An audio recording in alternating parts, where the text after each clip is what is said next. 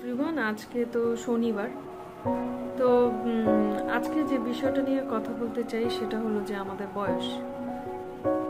আমরা তো প্রত্যেকেই একসময় বৃদ্ধ হব, তাই না? তো আপনি, আমি, আমরা সবাই একসময় আমাদেরকে বৃদ্ধ হতে হবে। সারা জীবন তো আর আমরা ইয়াং থাকবো না, কিন্তু একভাবে কিন্তু আমরা ইয়াং থাকতে পারি, সেটা হচ্ছে মনের দিক থেকে ইয়াং থাকা।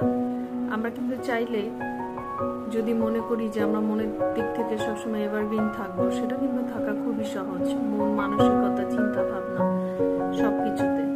যে অনেকে বলে না এজ ইজ এ নাম্বার, তাদের কাছে কিন্তু ব্যাপারটা এরকমই, যে এইজ একটা নাম্বারের মতো।